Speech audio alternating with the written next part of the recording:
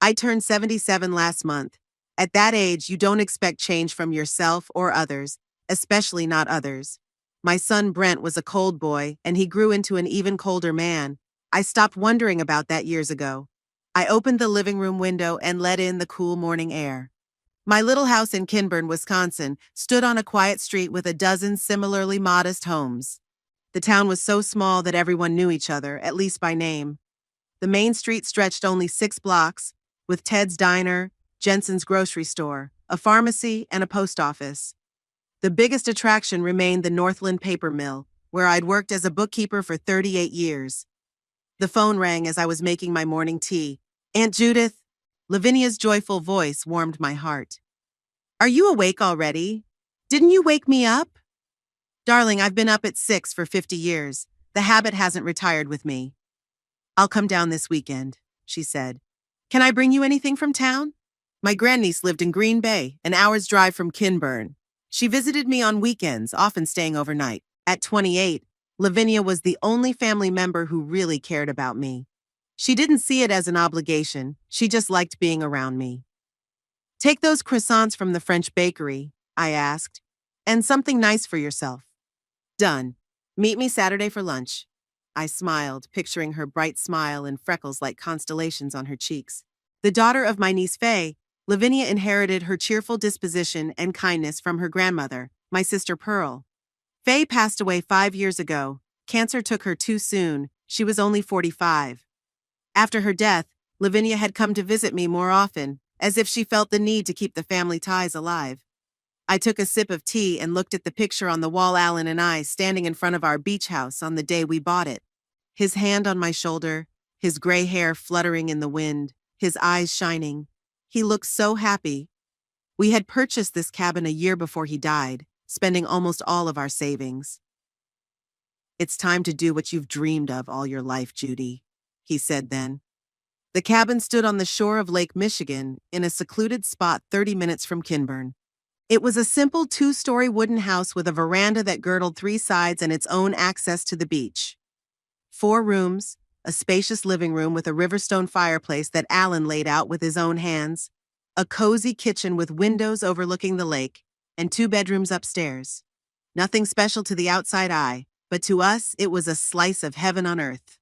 Alan only managed to spend 1 summer there. His heart stopped in his sleep on a warm August night 20 years ago. After the funeral, I couldn't bring myself to go back to the cabin. Every corner of it reminded me of him, his wicker chair on the veranda, his collection of wooden ducks, the fishing rods in the corner of the living room. It took a while for the pain to dull and for me to see these things not as reminders of loss but as a part of Alan that had stayed with me.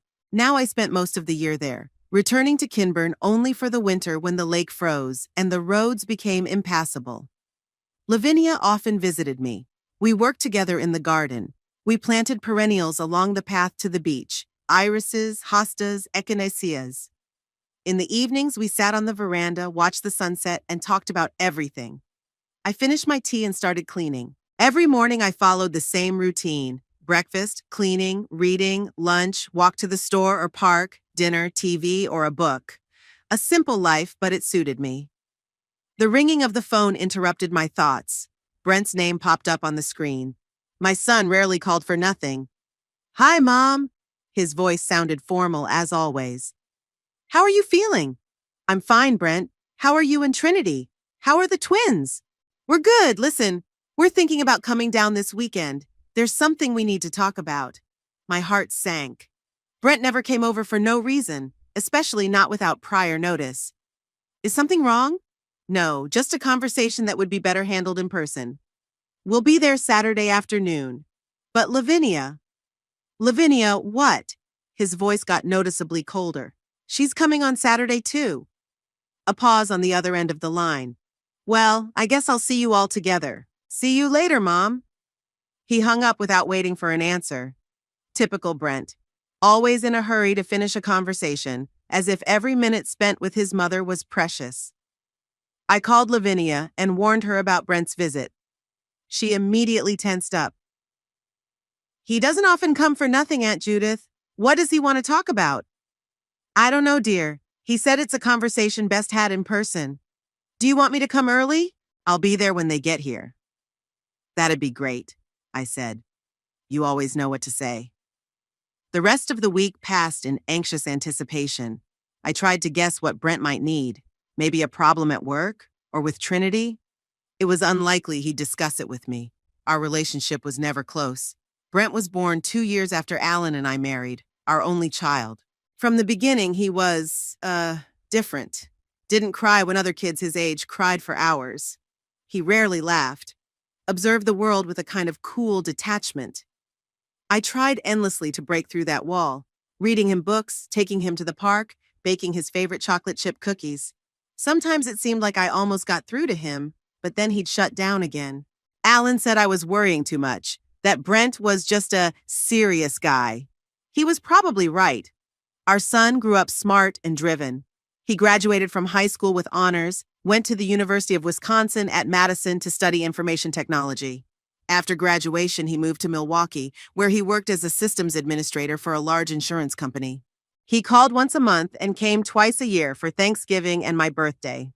10 years ago, Brent married Trinity Ashton, a girl from a well-to-do family in Chicago. Tall, slender, with perfectly styled hair the color of a crow's wing and manicures that never seemed to crack. The first time I met her, she looked around my house with poorly concealed disappointment, as if she expected to see something more impressive. When I offered her coffee with my specialty apple pie, she said, "Oh, Judith, I'm on a gluten-free diet. But don't worry, I brought my own smoothie," and pulled a metal bottle out of her purse. Not much had changed since then. Trinity tried to be polite, but behind that politeness was condescension. She's the kind of person who thinks a small town and a simple life is something to be ashamed of. Like I should apologize for not living in a penthouse or driving a luxury car. 4 years ago, they had twins, Audrey and Hudson. Cute kids, even though I barely knew them. Brent and Trinity rarely brought them over. And when they did, they watched my every move, as if I might accidentally poison their grandchildren with homemade cookies or infect them with the simple life. On Friday, I pulled my best dress out of my closet, a navy blue dress with a small floral print. Alan loved this dress. "It suits your eyes," he used to say. I hadn't worn it in years, but it still fit well. Maybe a little looser than before. I'd lost a few pounds in the last year. Age. Lavinia called in the evening to confirm she'd be there by 11 in the morning, an hour before Brent was supposed to arrive. I felt silly. An almost 80-year-old woman who needs moral support to talk to her own son. But Lavinia understood. She always understood. I went to bed early, but I couldn't sleep for a long time. My mind was spinning with thoughts of the upcoming conversation. Something told me it wouldn't be easy. I was not mistaken. Lavinia arrived at 11 sharp as promised.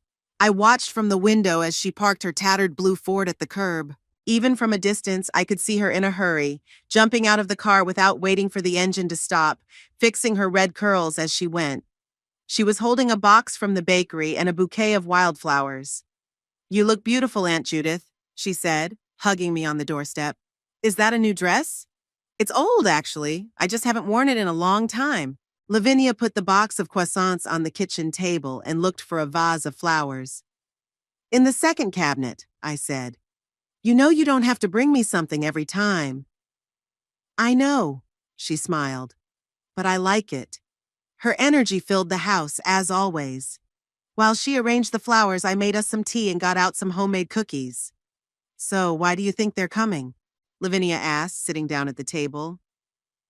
"I don't know," I sighed. "But it's obviously something important. Brent never just shows up. Maybe they're asking to babysit or a loan." "I don't think so. They've never left the kids with me because they think I'm too old to take care of them. And money," I shrugged. "They have enough of their own." We were silent when we heard the sound of a car pulling up. The tires rustled on the gravel. The engine quieted. I glanced at my watch. It was 2012. Brent was never late, more like early. "They're here." I rose from my chair, feeling my heart quicken. Lavinia squeezed my hand. "Everything will be all right, Aunt Judith. I'm with you." I opened the door before they could call. Brent stood on the doorstep, tall and trim, wearing a light gray suit that didn't seem wrinkled even after a 2-hour drive. Behind him towered Trinity in white slacks and an ivory silk blouse, with large sunglasses that she hadn't taken off even on the doorstep. The children were not with them. "Mom?" Brent leaned over and gave me a dry peck on the cheek. He smelled like expensive cologne. "You look good." "Hello, Brent." "Trinity." I stepped aside to let them into the house. "Come on in." They came in, and Brent immediately noticed Lavinia standing in the kitchen doorway. "Oh, you're here," he sounded annoyed. "I didn't realize we'd have company." "Hello, cousin." Lavinia stepped forward and hugged him, though he clearly didn't respond to the hug. "Trinity, good to see you." Trinity finally took off her glasses and nodded, feigning the semblance of a smile. "Lavinia." "I made tea and coffee," I said, trying to lighten the mood. "And there are fresh croissants. Come into the kitchen." "Actually, Mom, we need to talk." Brent looked around the living room. "Why don't we go in there?" They sat on the couch, and Lavinia and I sat in the chairs across from them. Brent looked tense, like he was preparing for a business presentation. Trinity sat next to him, cross-legged and resting her hand on her husband's knee. Her nails were covered in the same white polish as her pants. "So what did you want to talk about, Brent?" I asked, smoothing the creases in my dress. Brent coughed. "Trinity and I had a long discussion and came to a decision. It's about the lake house." I felt my insides clench. Lavinia straightened up in his chair. "What about the cabin?" I asked, trying to keep my voice steady. "Mom, you're 77. You live alone in a remote place. We're worried about your safety." "I'm doing just fine," I replied. "I have neighbors who stop by every day, and a panic button Lavinia installed for me." "It's not just that," Trinity interjected. "Maintaining 2 houses is a financial burden. Utility bills, taxes, repairs. I can handle the expenses," I said. "I have enough savings." Brent and Trinity looked at each other. He nodded slightly, as if receiving tacit permission. "Mom, we've decided that the cabin should go to Trinity and me." I blinked, not quite understanding. "Pass on? You mean when I—" "No, now," Brent interrupted. "We want to use it for a family vacation. It'll be good for the kids to spend time outdoors, and you won't have to worry about upkeep." I looked at Lavinia. Her face was frozen, but there was indignation in her eyes. "Brent, the house of your mother," she said. "You can't just take it away." "It's family property," he said, "and decisions about it have to be made with the whole family in mind. We have children who need a place to relax and develop."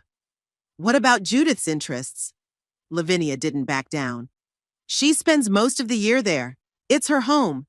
She has this house." Trinity put her hand around the living room. "Why would a lonely old woman need 2 houses?"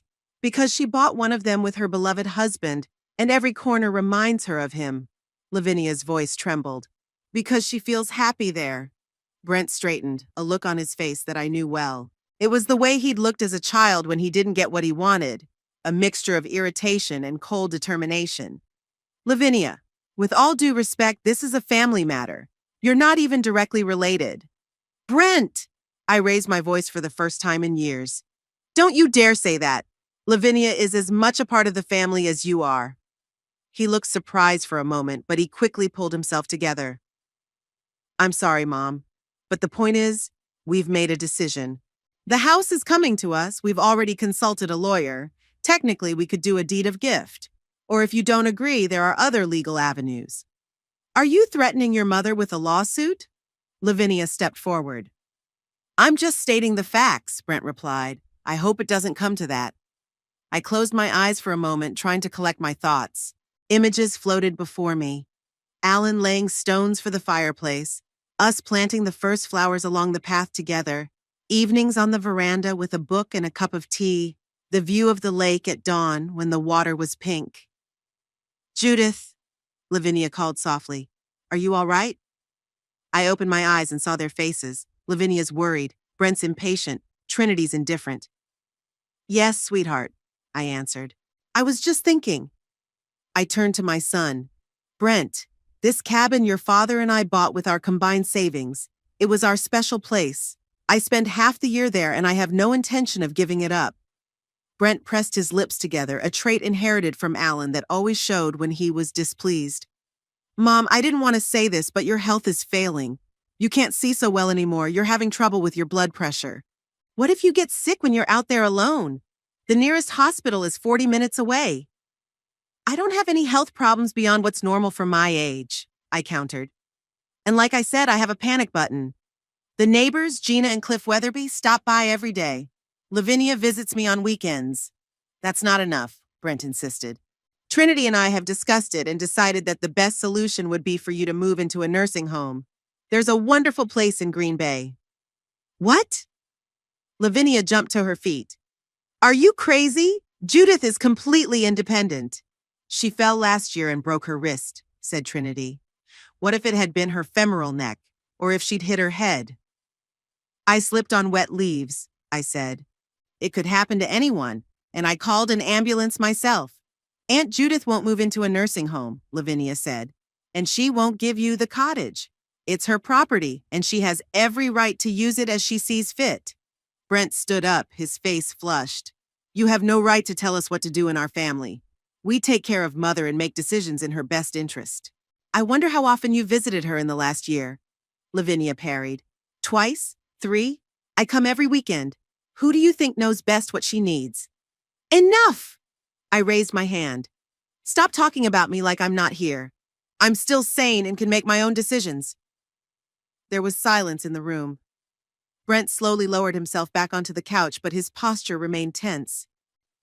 Mom, he said more calmly, we just want what's best for you, and for the family. Think about the kids.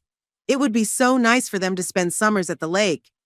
You can come visit whenever you want, I replied. I'm always happy to see my grandchildren. It's not the same, Trinity interjected. They need their own space where they can feel free. She faltered, without constant supervision. I knew what she meant. Without an old woman watching their every move. I've already told you it's not for sale and it's not for rent, I repeated firmly. It's my property, and I'll dispose of it as I see fit. Brent stared at me for a few seconds, then something changed in his face. His features softened, not with understanding, but with some inner decision. Okay, Mom, he said, suddenly calm. I understand your attachment to the place, but think about my offer. We can come back to this conversation later. I nodded, though I couldn't believe his sudden pliability. Something wasn't right here. Will you stay for lunch? I asked. I made a casserole. No, we should go. Trinity was already up and adjusting her blouse. We still have things to do in town. They left as formally as they'd come, dry hugs, polite smiles, promises to call soon. I stared at them from the doorway until their silver Lexus disappeared around the corner. Wow! Lavinia exhaled when we got back to the house. What nerve! To show up here and say that they were taking your house, and then to talk about the nursing home. She couldn't find the words for her outrage. Brent was always pushy, I sighed, sinking back into my chair. But I didn't expect this. Aunt Judith, you're not going to give them the house, are you? Lavinia's voice sounded worried. Of course not. It's the only place where I feel truly at home. Lavinia sat down beside me and took my hand. Don't worry. They can't just take your property. It's against the law. I know it is. But I'm worried about Brent's relenting at the end of the conversation. That's not like him. He usually insists on doing what he wants to do until the end. Lavinia thought about it. Yes, that's odd. Maybe they decided to change tactics? Convince you gradually? Maybe. I rubbed my temples. I had a headache from all this. I'll make you some tea. Lavinia stood up. And then we'll think about what to do next. She left for the kitchen, and I stayed sitting, staring at Alan's picture on the mantelpiece. What would you do if you were me? I mentally asked him. He'd always done better with Brent, finding an approach to our difficult child. I remembered Brent as a child demanding a new toy he saw at the store. When I refused, he threw such a tantrum that the clerk looked at me with disapproval. He didn't speak to me at home for 2 days until Alan came and explained to him that not all wishes can be granted immediately. Surprisingly, Brent listened to his father and even nodded in agreement. And the next day, when Alan came home from work, he brought that very toy. He deserves it, he winked at me. I remained silent at the time, but thought it was wrong to encourage such behavior. And now, 40 years later, Brent was behaving the same way, demanding what he wanted without regard for the feelings of others. Only now it wasn't a toy train he wanted. It was my lake house. A cabin that wasn't just real estate to me, but a repository of memories, a refuge, a place where I felt Alan's presence. The phone rang, snapping me out of my musings. Lavinia peeked out of the kitchen. "Shall I take it?" I nodded. She picked it up, listened for a few seconds, then handed it to me. "It's Brent." I was surprised they'd only left 15 minutes ago. I picked up the phone. "Yes, Brent." "Mom," his voice sounded determined. "I've thought about our conversation and decided there's no point in putting it off. Trinity and I will be here next Saturday to pick up the keys to the cabin and move your personal belongings. You can keep the rest, we'll need it." I'm speechless at this impudence. "Brent, the cabin. It's not yours anymore, Mom," he said. "It's ours now, and you're not allowed to be there. It's already been decided." He sounded so sure, as if he were announcing something that had been decided. Lavinia saw my face and gestured for me to ask what was wrong. I took a deep breath, gathering my strength. "Okay, Brent," I said calmly, surprised at my own voice. "Whatever you say." "Really?" He clearly hadn't expected such an easy victory. "Well, okay, I'll see you next Saturday then." He hung up. I slowly put the phone down and met Lavinia's perplexed gaze. "You agreed to give up the cabin?" she exclaimed. "But why?" I smiled at her, calmly and a little mysteriously. "No, darling. I just bought us some time. Now I've got to call Ed Pritchard, and there's something you need to do too." "What's that?" "That piece of land in Maple Grove you were telling me about. Is it still for sale?" Lavinia blinked in surprise, then smiled slowly, beginning to understand. "Yes, as far as I know. It's right on the lakeside, with a good driveway." "But why?" "Call the owner," I said, feeling the determination building inside me. "Tell him we want to take a look at it, as soon as possible." Monday morning, Lavinia and I went to look at the property in Maple Grove. The day was clear, and the 20-minute drive along the lake shore filled me with an optimism I hadn't felt since my days at the factory, when I'd successfully summarized complex quarterly reports. "Right here," Lavinia turned onto the dirt road that led to the lake. "It's been for sale for 6 months, but there are few takers because of the distance from town." We stopped at a wooden sign that read, "For sale." Behind it was a clearing surrounded by pine trees on one side and a slope to the lake on the other. The place was beautiful, quiet, and secluded, with a view of the water very similar to the one I had from the veranda of my cabin. "It's amazing here," I got out of the car, leaning on my cane. "Is there enough room for a house?" "More than enough," Lavinia nodded. "It's almost a hectare." There was Norma. A red pickup truck was coming toward us. A full woman with a short haircut sat behind the wheel and waved vigorously through the windshield. "Lavinia!" She got out of the car and gave my niece a big hug. "And you must be Mrs. Howard, Norma Pettigrew." She held out her hand to me. "I'm so glad you're interested in the property." We walked around the property, Norma talking enthusiastically about the advantages of the place, the clear water in the lake, the fertile soil, the good neighbors a couple of 100 yards away. "What about access roads?" I asked, getting to the point. "Could a big truck get through here? Or say a flatbed with a house on it?" Norma raised an eyebrow in surprise. "You want to bring a finished house?" "Exactly," I nodded. "My own house from the old place." "Well, the road's fine, gravel. Heavy equipment came through when they laid the power line 3 years ago. I don't see a problem if the foundation is ready in advance." We discussed the details of the deal. The price was reasonable, especially considering the proximity to the lake. I decided not to haggle. Time was more valuable than money. "I'll take the lot," I said. "When can I draw up the papers?" "Today," Norma smiled. "Let's go to my office in Maple Grove." By lunchtime, the lot was officially mine. I felt a strange satisfaction as I signed the papers with a trembling hand. This was the first step of my plan. Back home, I called Ed Pritchard, a local handyman who had helped me with minor repairs at the cabin for the past 10 years. Ed was retired, but continued to work part-time to, as he said, keep me from souring up at home. He answered after the third ring, his husky voice sounding cheerful even at 3 o'clock in the afternoon. "Ed, this is Judith Howard. I need your help and advice." "Of course, Judith. What's the matter?" Is the roof leaking again? No, it's more serious than that. Have you ever heard of a company that moves whole houses from one place to another? Pause on the other end of the line. Of course I have. My cousin Martha moved her farmhouse when she sold land for a shopping center. Why did you decide to move? You could say that, I replied. I need a reliable company that can handle it quickly and discreet. Ed chuckled. What, Judith, are you hiding from someone in your old age? My son, if you must know. He's decided to take my house for himself. What a bastard, said Ed indignantly. Well, I know the right guys. Johnson and Sons out of Green Bay. They moved a church in Milltown last year when the old place flooded. They work fast and clean. Give me their number, I asked. And, editor, I'm going to need your help with something else. Something a little more creative. That evening, I contacted Ray Johnson, the owner of a house moving company. He spoke quickly and to the point, asking specific questions about cabin sizes, materials, age of construction. I answered clearly, remembering all the details I had once discussed with Alan when we bought the house. It's a tight deadline, Ray said when I explained the situation. But doable. It will cost more, though, because of the urgency. Money's not a problem, I replied, my heart pounding with excitement. The main thing is to get it done by Saturday.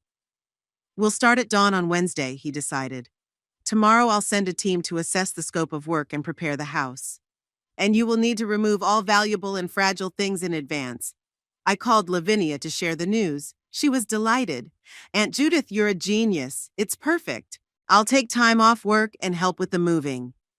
Thank you, sweetie. Oh, and, I'm gonna need help with the other part of the plan.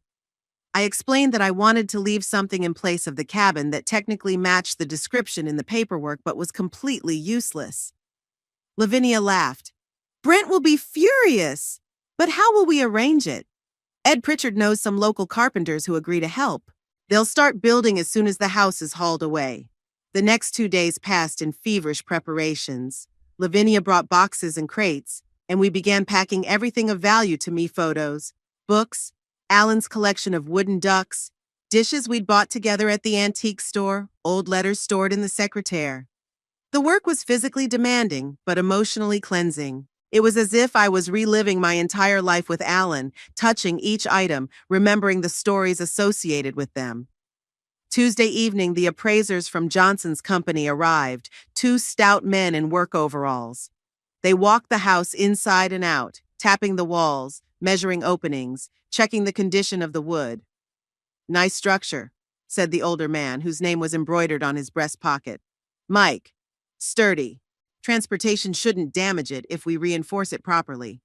Is the foundation ready? Asked the other one, a young guy with a red beard. They'll start pouring it tomorrow morning, Lavinia replied. I've arranged with the builders from Maple Grove. Good, Mike nodded. Then we start tomorrow at 6 o'clock. By Wednesday night, we'll disconnect all the utilities and prepare the house for lifting. Thursday, we'll lift it and load it on the platform. If everything goes smoothly, the house will be in its new location by Friday night. I barely slept that night, excited about what was to come. On Wednesday morning, before dawn, a team of workers arrived. 8 people with tools and equipment. They immediately got down to business, disconnecting the electricity and water supply, digging trenches around the foundation, reinforcing the walls with steel beams. Lavinia and I watched the process from the safety of the wicker chairs that had been brought out onto the lawn. There was something mesmerizing about the methodical way the crew worked. By noon, the house was completely disconnected from all systems. Impressive, isn't it? Lavinia handed me a cup of tea from a thermos. I've never seen anything like it. Yes, I nodded. Alan would have loved it. He was always interested in engineering stuff like that. Just then, a truck labeled Pritchard and Sons pulled up, and Ed and 3 young men got out. Judith, Ed waved to me. This is Tim, Jesse, and Randy. Best carpenters around, though they look like knuckleheads. The guys grinned, not offended by the joke. They looked young, but their hands spoke of years of woodworking experience, calloused, resin-stained. Guys, explain to Mrs. Howard what you're up to, Ed said, winking at me. Tim, the tallest of the 3, pulled a folded sheet of paper out of his jacket pocket. We've sketched out a plan, ma'am. As soon as the real house is taken away, we'll start building, replacement. It'll look like a two-story house with a veranda on the outside, but inside, bare walls with no insulation, crooked stairs, skewed doorways. Floors made of unfinished planks with gaps through which the ground will be visible.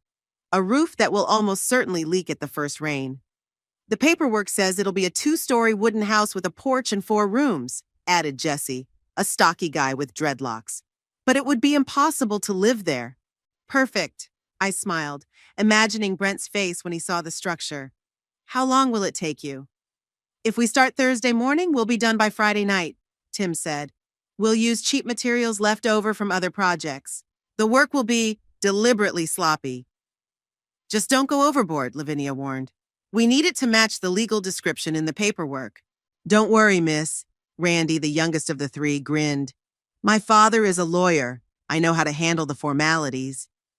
By Wednesday evening, the house was completely ready to be lifted. Workers had done additional reinforcement of the walls and floors to ensure that the structure would withstand the stress of transportation.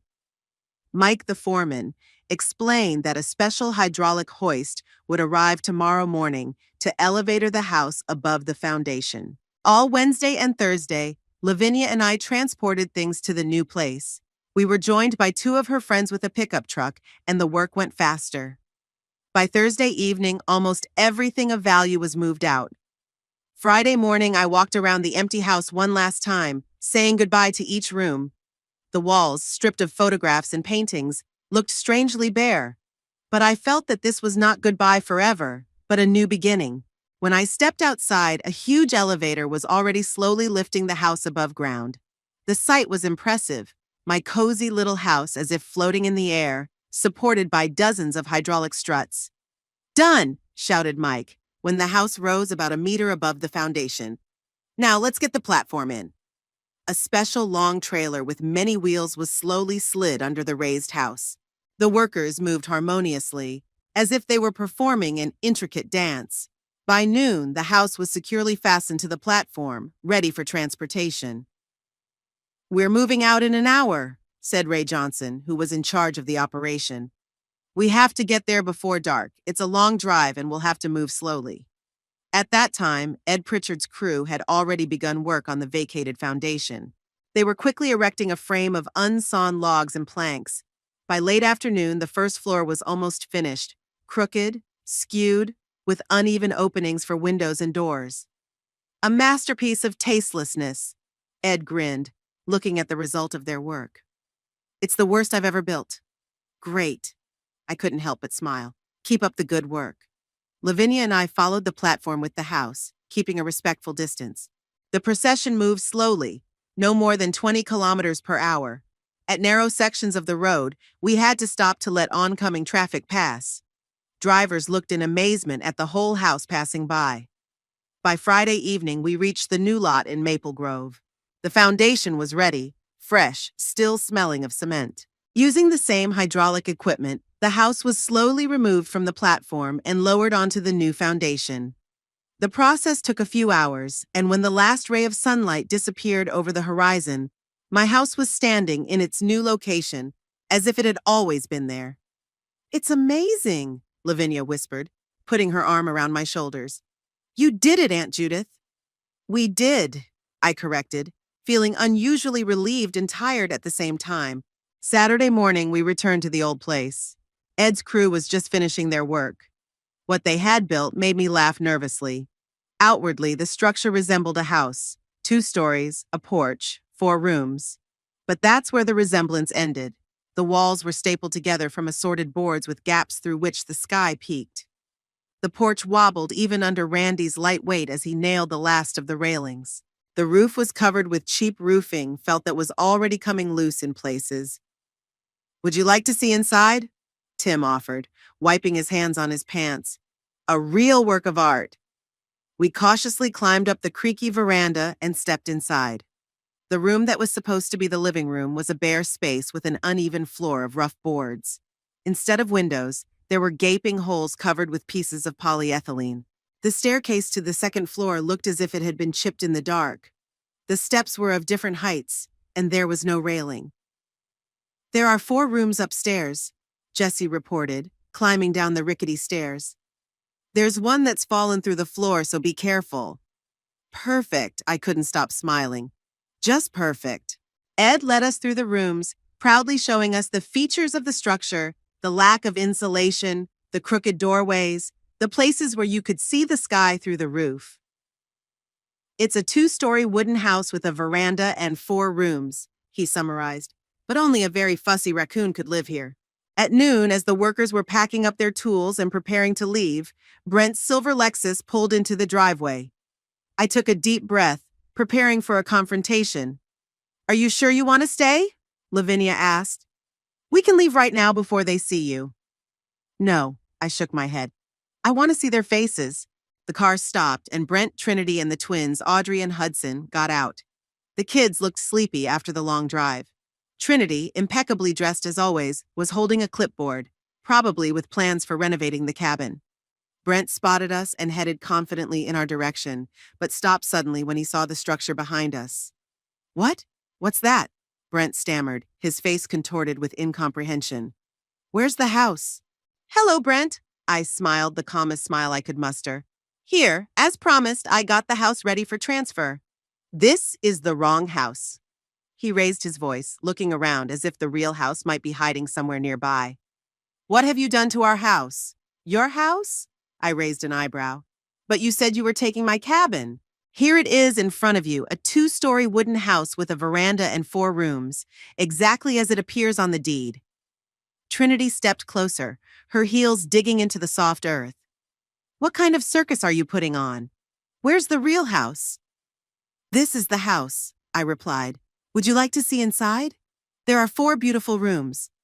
Brent ran up to the porch without listening to me. The boards cracked dangerously under his weight. He swung the door open and peered inside. His face turned crimson. This isn't a house. It's a barn. Where's the fireplace? Where's the furniture? What have you done?" "I've disposed of my property," I said calmly. "And the fireplace. It wasn't listed on the deed to the house." "Mom," Brent came down from the porch, his voice shaking with rage. "You know perfectly well I meant the house that used to be here. The house you and Father bought." "Where is it?" "Oh, that house. I pretended I'd only just realized. I'm afraid it's no longer here." "What do you mean it's gone?" Trinity intervened, her perfect mask of politeness beginning to crack. "Where did he go?" "I took it," I answered simply. "It's mine and I have every right to use it as I see fit." "You took it?" Brent looked from me to Lavinia in confusion. "How do you take an entire house?" "It's very simple." Lavinia didn't hide her pleasure. "There are special companies that do it. They lift the house from the foundation and transport it to a new place. Impressive, I must say." Trinity looked like she was about to faint. "That's impossible. It must be illegal." "Not at all." I shook my head. "The house is my property, and I'm free to move it wherever I want. And there's a new house on the lot, which technically matches the description on the deed. So technically, I've fulfilled your request, Brent. You wanted a house? This is it." The twins stepped closer, curious to see the strange structure. "Mom, can you live here?" Hudson asked, tugging on Trinity's sleeve. "No!" she shouted, and the boy recoiled. "Of course not!" "Legally, it's a residential structure," Lavinia pointed out. "True, the roof can leak at the first rain, and the floor on the second floor is missing in places, and there's no electricity and no plumbing. But it's definitely a house." Brent looked like he was about to explode. His face was flushed, the vein in his forehead throbbing. You did this on purpose, to mess with us." "Not at all," I shrugged. "I just took what was mine and gave you what you deserved." "We're going to sue," Brent blurted out. "This is fraud." "Please," I nodded. "I consulted a lawyer. It's perfectly legal. The house was my property and I had every right to move it. And this structure fit the formal description in the deeds." Trinity tugged on Brent's sleeve. "Let's get out of here. This is a nightmare." "But the house." He still couldn't get over what had happened. "Forget the house," she hissed. "Do you see what she did? She's outsmarted you. There's nothing to take." Brent turned to me, his gaze full of rage and distrust. "You're going to regret this, Mom. I'll contact a lawyer right away." "As you wish," I replied, trying to stay calm, though my insides were shaking with tension. They walked back to the car. Trinity led the kids away, who were still looking at the strange structure with curiosity. Brent pulled out his cell phone and frantically dialed someone's number, pressing the receiver to his ear. "We'd better go," Lavinia whispered. "Let's go home." "No," I shook my head. I wanted to hear the rest of this conversation. Ed's workers finished their work and drove away, waving goodbye. It was just Lavinia and me, Brent and his family, and the strange structure that was supposed to represent a house. Brent was talking loudly on the phone, and we could hear bits and pieces of phrases. "Yes, Patrick, I'm telling you, she stole the whole house." "What do you mean, no way?" "Yes, she moved it like furniture. There must be some law against that." After a few minutes, his voice became less confident and his shoulders slumped. He continued to listen to his interlocutor, occasionally trying to argue something, but apparently to no avail. "All right," he said at last. "Yes, I understand. Thanks, Patrick." He put the phone down and looked at us with an expression that was a mixture of anger and helplessness. "So, did you get the legal advice?" Lavinia asked with a slight smile. Brent didn't dignify her with an answer. Instead, he walked toward me, trying to keep his cool. "Mom, let's talk like reasonable people. I realize you're upset, but this farce isn't going to solve anything. Tell me where you moved the house, and we can come to an agreement." "An agreement?" I raised my eyebrows. "A week ago, you didn't want an agreement. You just said you were taking my house and I was banned from it, remember?" "I was wrong." He struggled to get the words out. "We could have agreed to share, or I could buy it back from you at market value." "Brent," I sighed, "you said it was yours, and I agreed. Here it is, right in front of you. Enjoy it." "It's not a house." He raised his voice again. This is bullying." "Legally, it is a house," I argued calmly. "A 2-story wooden house with a veranda and 4 rooms. You can check the papers." "Mom?" Brent took a deep breath, trying to calm down.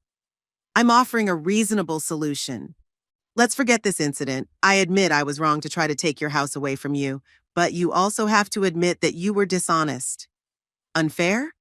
I felt the anger I'd been holding back all this time rising up inside me. "It's not fair to go to your mother and tell her that you're taking away the only valuable thing in her life. It's unfair to ban her from the house she bought with her husband, your father. It's not fair to treat a loved one as a nuisance to be gotten rid of." "That's what's unfair, Brent." There was a heavy silence. The children fell silent, sensing the tension. Trinity stood by the car, arms crossed over her chest, her face impenetrable. "You're never going to forgive me for this, are you?" Brent finally said. "It's not about forgiveness," I replied. "It's about respect. You didn't respect me, my feelings, my rights. Now you're reaping the benefits. I can sue." He tried to sound threatening, but he didn't sound so confident. "You can," I nodded. "But your own lawyer seems to have just explained to you that you have no grounds. I haven't violated anything. It's all legal." Brent was silent, realizing his defeat. Trinity walked over to him, putting a hand on his shoulder. "Let's go," she said quietly. "There's nothing more for us to do here." "No," he shook off her hand. "I'm not leaving until I get some answers. Where did you move the house, Mom?" "To the lot I own," I answered evasively. "Where?" he insisted. "It's none of your business, Brent," Lavinia interjected. "The house belongs to Judith, and she has every right to keep it wherever she likes." "You keep your mouth shut," said Brent. "It was all your idea, I'm sure. You've always turned Mom against me." "Don't you dare talk to Lavinia like that." My voice turned icy. "She's done nothing but support me when I needed it, which can't be said for you." Brent looked like I'd slapped him. For a moment I felt sorry for him, a little boy who always wanted more than he had, always unhappy with what he was given. But that feeling passed quickly. "You have to give the house back," he said stubbornly. "It's our family legacy." "Family?" I grinned bitterly. "Where was your concern for the family legacy all these years? You've been coming to the cabin every 3 years and not for long. You don't even remember the view from the kitchen window. You don't know the flowers I planted along the path. This is not your legacy, Brent. This is my home, my life, my memories, and I'm not giving them to you." "She's right," Trinity said suddenly, looking at her husband. "Let's leave." "Whose side are you on?" Brent turned to her, his face contorted with anger. Yours, she said, her tone unchanged. But you lost this fight. Admit it and let's go. Audrey, the younger of the twins, walked over to her father and tugged on his sleeve. Daddy, I want to go home. It's scary here. Brent looked at his daughter, then at the pitiful structure that was supposed to be home, and finally at me, the look of defeat in his eyes. This isn't over, he said, but without the same fervor. I'll find a way to get the house back. Good luck, I said calmly. Now, if you don't mind, we're going too. We had a long day. Lavinia and I headed to her car. I could feel Brent's eyes on me, but I didn't turn around. Something inside me said I would never see my son again. And in a strange way, the thought didn't hurt, just relief. We were just getting in the car when Hudson came running up to us. Grandma! He handed me a small pebble he'd found on the path. It's for you, it's beautiful. I took the pebble, a plain, smooth, naked stone with a vein of quartz. Thank you, honey, I smiled at him. It's really beautiful. Hudson, Trinity called out. Come here now! The boy gave me one last glance and ran to his mother. I clutched the pebble in my palm, the first and probably the last gift from my grandson. We drove away, leaving Brent and his family on the property with the ridiculous structure. In the rearview mirror, I saw them standing as a group, confused, angry, not knowing what to do next. Are you okay? Lavinia asked as we pulled onto the main road. Yes, I answered, surprised at how true that was. I feel free. At home in the new house, in the new place, we had a lot of work to do. Unpacking, arranging the furniture, hooking up utilities. But all this seemed not like a heavy duty, but the beginning of a new adventure. In the evening, the phone rang. I didn't want to answer it, fearing it was Brent with more threats. But Lavinia glanced at the screen and said, It's Ed Pritchard. I picked up the phone. Judith! Ed's voice sounded excited. You wouldn't believe what's happened since you left. What is it, Ed? Your son called his lawyer straight to the station. I was on my way back to pick up a forgotten instrument and I saw the whole scene. The lawyer, a burly man in an expensive suit, looked around the cabin and had a long talk with your son. Judging by the look on their faces, it wasn't a pleasant conversation. And then what happened? I asked, even though I already knew. Then they left, all four of them. And the lawyer stayed at the station, talking on the phone. I waited until he was done and asked him what was going to happen to the house. You know what he said? Nothing. Legally, it's a house that matches the description in the deeds. My client has no cause of action, even though he doesn't like it. I couldn't hold back a smile. Thanks, Ed. That's good news. You're welcome, Judith. Glad I could help. And I have to say, it was the most unusual job of my career. The guys still laugh when they remember deliberately building crooked walls. After talking to Ed, I walked out onto the new veranda. The sun was setting over the lake, coloring the water pink and gold, just like at the old place. I sat down in Alan's wicker chair, which now stood there, and for the first time in a long time, I felt completely at peace. Lavinia came out with 2 cups of tea and sat down next to me. What are you thinking about? She asked. About how sometimes you have to lose something to realize its true value, I answered. And that a house is not the walls and roof, but the people who fill it. And memories, Lavinia added. They are always with you, no matter where you are. We sat in silence, watching the last rays of the sun go out over the horizon. There was a new chapter of life ahead, and I was ready to begin it. A week had passed since the confrontation with Brent. In that time, Lavinia and I had settled into our new place. The house needed a few tweaks after the move. The electricity had to be reconnected. The plumbing had to be checked. A few floorboards that had come loose in transit had to be reinforced. But overall, it had weathered the trip remarkably well, as if it wanted to be away from Brent and his family. I put things in their proper places, and soon the rooms took on a cozy, lived-in look. Alan's collection of wooden ducks was back on the mantelpiece. Old photographs adorned the walls again, and books took their place on the shelves. The only thing that had changed was the view from the window. Instead of the familiar landscape with the big pine tree on the shore, there was now a view of the gentle slope down to the water and the small wharf that Lavinia had begun to build with her own hands. Judith, have you seen my work gloves? She shouted from downstairs while I was folding laundry in the bedroom closet. In the kitchen drawer, next to the oven mitts, I replied. Strangely, I didn't feel sad about the change of place. On the contrary, I felt inexplicably energized and excited in a way I hadn't felt in years.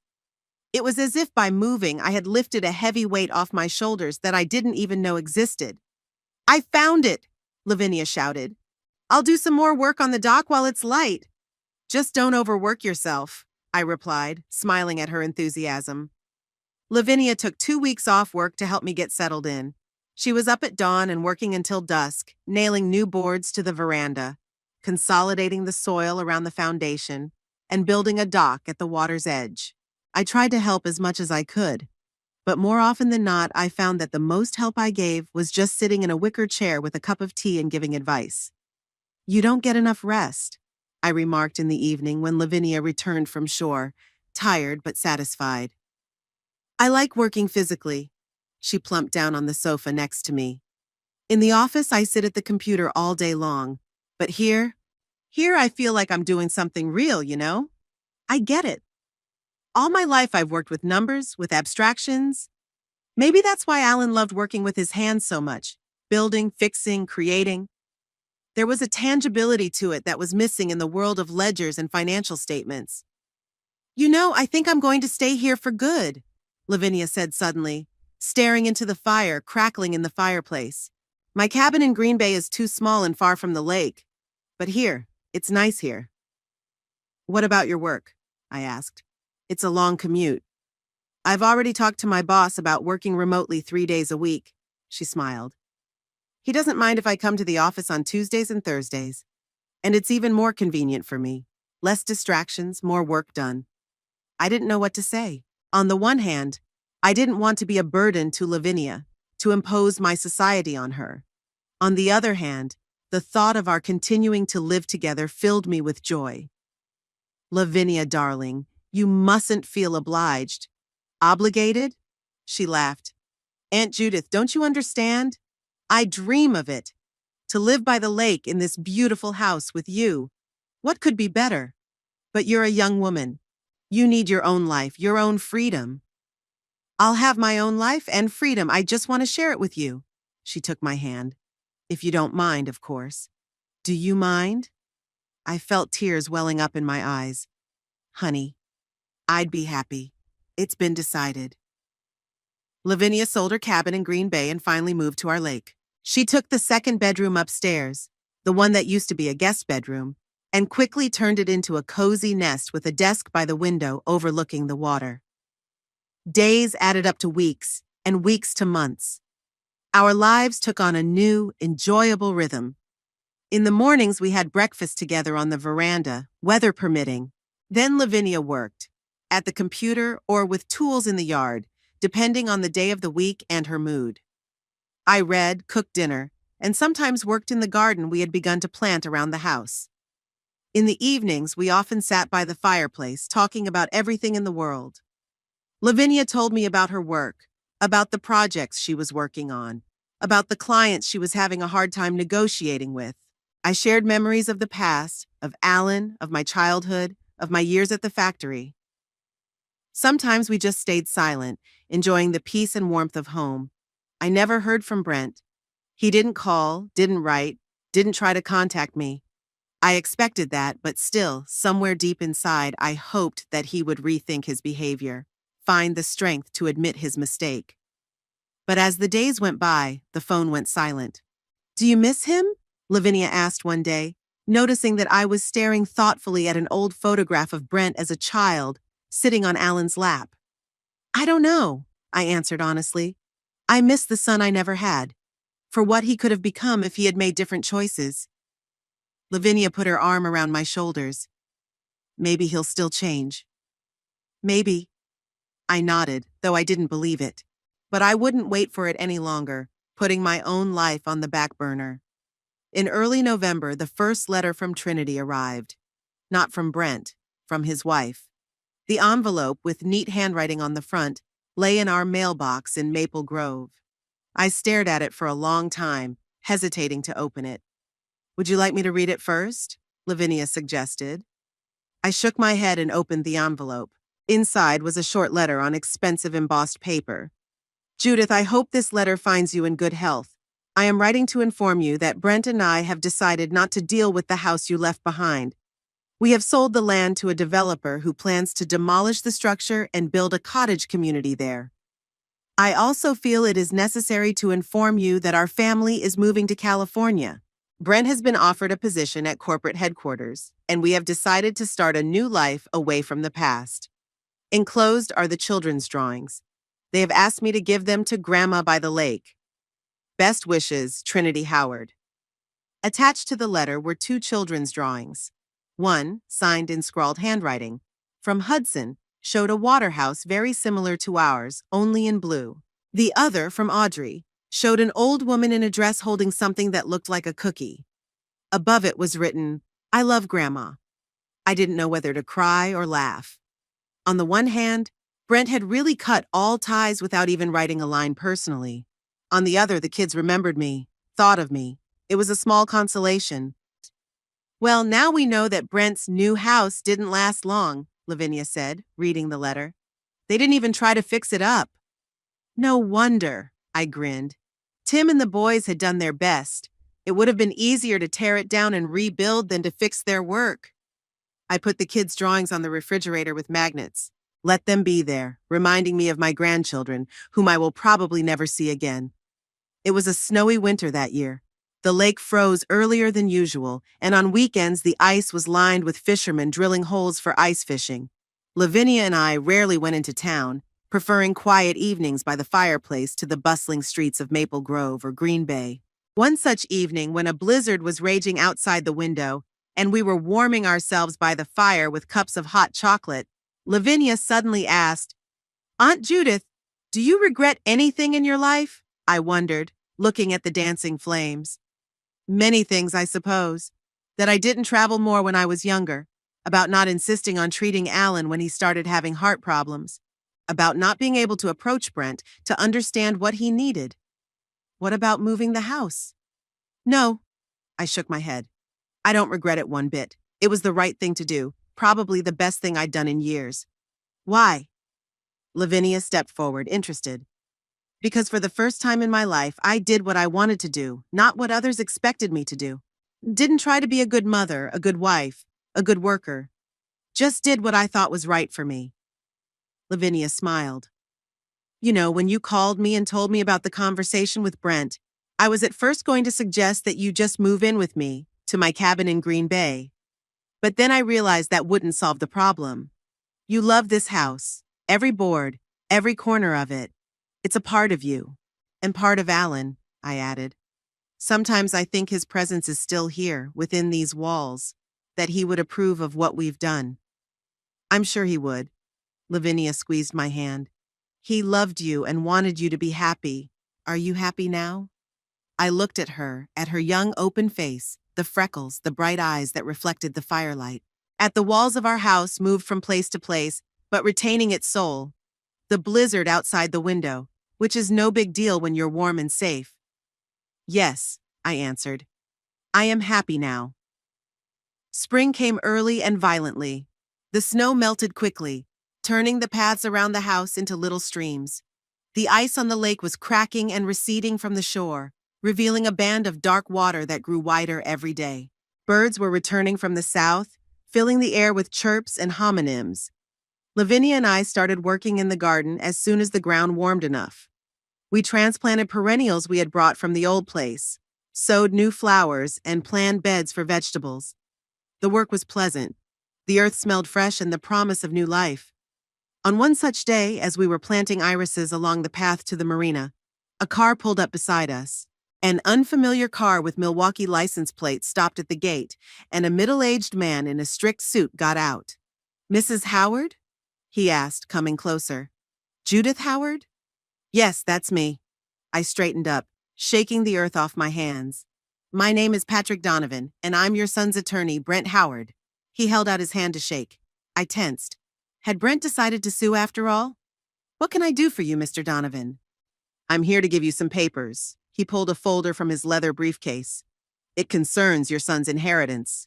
"Inheritance?" I didn't understand. "Brent, Did something happen to him? Oh no, nothing like that, the lawyer hastily assured me. Minus Mr. Howard is alive and well and living in San Francisco. That's not the point. He instructed me to deliver these papers to you personally. I took the folder and opened it. Inside were several official documents and a sealed envelope. It's a deed of gift for a piece of land that used to belong to you, on the shores of Lake Michigan, Donovan explained. Minus Mr. Howard gives you full possession of it, free and clear of any conditions or encumbrances. But why? I couldn't believe my ears. I think you'll find the answer to that question in the envelope. The lawyer smiled politely. Minus Mr. Howard asked me to give it to you with the documents. Now, if you don't mind, I need your signatures on a few pages. Stunned, I signed the papers where Donovan indicated. Lavinia stood nearby, as surprised as I was. When the lawyer left, we sat down on a bench outside the house, and I opened the envelope. Inside was a letter written in Brent's familiar handwriting. Mom, I thought for a long time before writing this letter. Pride prevented me from admitting I was wrong, but time and distance have given me a different perspective. I was wrong to try to take the cabin away from you. I was wrong when I said that it belonged to the family, not realizing that for you, the family is not only me and my children, but also the memory of your father and Lavinia and everyone you care about. I don't ask for forgiveness because I know I don't deserve it, but I want you to know that I've realized my mistake. The plot of land I'm returning to you is a small part of what I owe you for all the years of your care and love that I didn't know how to appreciate. Trinity and I and the children have started a new life in California. Maybe someday I'll find the strength to call you. But right now, I just want you to be happy in your home, wherever it is. Your son, Brent. I reread the letter several times, not believing my eyes. It was so unlike the Brent I knew. Proud, stubborn, never admitting his mistakes. Unbelievable, Lavinia whispered, reading the letter over my shoulder. He'd actually realized he'd been wrong. It seems so. I folded the letter and returned it to the envelope. You know what the most amazing thing is? I don't feel resentful anymore. Just relief. What are you going to do with the property? Lavinia asked. Sell it, I wondered, staring at the lake glistening in the spring sunlight. I don't know. Maybe. Or maybe I should keep it. In case Brent wants to bring the kids to the lake someday. Hudson and Audrey need to know their roots. Are you still hoping for a reconciliation? There was no judgment in Lavinia's voice, just curiosity.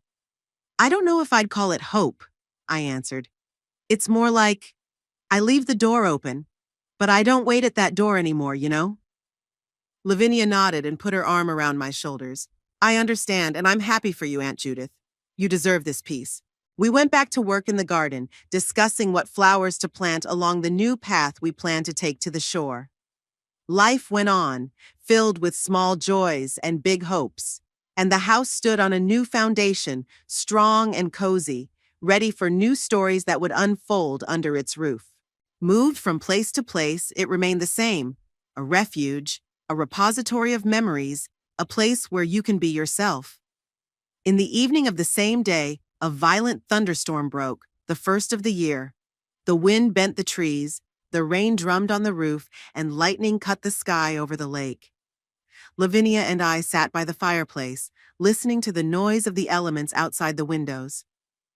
I wonder what happened to that shack Ed's boys built, Lavinia said thoughtfully.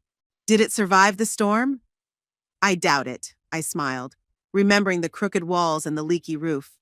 They'd built it so that the first strong wind would tear it to shreds. I hope the developer who bought the lot has already torn it down, Lavinia laughed. Otherwise, the new owners arrive and there are ruins with a claim to a house. That would be funny, I agreed. I don't think there's anything left of it, though. Weather like today's was going to finish the job. And as if to prove my point, a particularly strong gust of wind blew through the windows, making the panes shake. But it was warm and cozy inside.